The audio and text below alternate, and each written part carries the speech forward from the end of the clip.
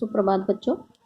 अब तक हमने भाषा के बारे में जाना कि भाषा के कितने रूप होते हैं और भारतीय संविधान के अनुसार कितनी भाषाओं को मान्यता प्राप्त है। इससे आगे हम पढ़ेंगे भारतीय संविधान के अनुसार हिंदी भाषा को मान्यता प्राप्त कब हुई। 14 सितंबर 1949 को। इस दिन को आज भी हम हिंदी दिवस के रूप में मनाते हैं। मानक भाषा समाज में शिष्ट जनों व शिक्षित जनों के द्वारा प्रयोग में लाई जाने वाली भाषा मानक भाषा कहलाती है, जिसका प्रयोग हम किस में देखते हैं? साहित्य में, समाचार पत्रों में, पत्रिकाओं में, शिक्षा में व दूरदर्शन और आकाशवाणी में भी हम इसका प्रयोग देखते हैं। अर्थात हम जब साहित्य को पढ़ते हैं तो उसमें किस भाषा का प्रयोग किया जाता है? मानक भाषा का। समाचार पत्रों को पढ़ते हैं उसमें भी किस भाषा का प्रयोग किया गया है? मानक भाषा का। इसके अतिरिक्त भाषा के 4 अंग होते हैं। अर्थात भाषा का निर्माण किससे हुआ है? वर्ण से, शब्द से, पद से और वाक्य से। वर्ण से कैसे? पहले भाषा में क्या है? छोटी ध्वनि जो है वो वर्ण है। वर्णों को मिलाकर शब्दों का निर्माण किया गया, शब्दों को मिलाकर पद बने और पदों को मिलाकर क्या बने? वाक्य बने। लिपि किसे कहते हैं? अर्थात लिपि क्या होती है? भाषा को लिखित रूप प्रदान करने के लिए कुछ ध्वनि चिन्हों का प्रयोग किया जाता है, जिसे हम क्या कहते हैं? लिपि कहते हैं। भाषा के लिखने के ढंग को भी लिपि कहा जाता है। क्या है कि भाई भाषा के लिखने के लिए जिन लिखित चिन्हों का प्रयोग किया जाता है, अर्थात भाषा के लिखने के ढंग को हम क्या कहते हैं? लिपि कहते हैं। जैसे हिंदी व संस्कृत भाषा की लिपि क्या है?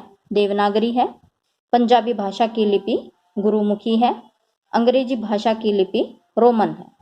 उर्दू भाषा की लिपि फारसी है। प्रत्येक भाषा की अपनी एक लिपि होती है। बोली विशेष या सीमित क्षेत्र में बोली जाने वाली भाषा ही बोली कहलाती है। क्या कहा गया है कि भाई जैसे हमारा हरियाणा प्रदेश है वो क्या है? सीमित क्षेत्र है, उससे बाहर हम हरियाणवी भाषा का प्रयोग कम करते हैं, हिंदी भाषा का प्रयोग करते हैं, तो वो हरियाणवी भाषा क्या है? बोली है। जैसे कुछ बोलियां हैं हरियाणवी, मारवाड़ी, बुंदेली, गढ़वाली, ये क्या है? बोलियां हैं। उपभाषा जो बोली अपने क्षेत्र का विस्तार कर लेती है और जिसमें साहित्य की रचना होने लगती है उसे हम उपभाषा कहते हैं। जैसे खड़ी बोली है। आप लोगों ने कविताओं में किसको पढ़ा है? खड़ी बोली को। आजकल साहित्य में खड़ी बोली का प्रयोग किया जाता है। ब्रज भाषा जो श्री कृष्ण के जीवन लीला पर आधारित कविताएं हैं वो ब्रज भाषा में लिखी गई है। अवधी भाषा राम के जीवन चरित्र पर रची गई जितनी भी रचनाएं हैं वो क्या है? अवधी भाषा में रचित है। व्याकरण वह शास्त्र जिसकी सहायता से हम भाषा के शुद्ध रूप से लिखना, पढ़ना व बोलना सीखते हैं, उसे व्याकरण कहते हैं। क्या है? जो हमें शुद्ध रूप से लिखना, पढ़ना व बोलना सिखाता है वो क्या है? व्याकरण है। व्याकरण के 4 अंग या भेद होते हैं। नंबर 1 है वर्ण विचार। वर्ण विचार में हम वर्णों के प्रकार, उच्चारण, वर्गीकरण और संधि आदि का ज्ञान प्राप्त करते हैं।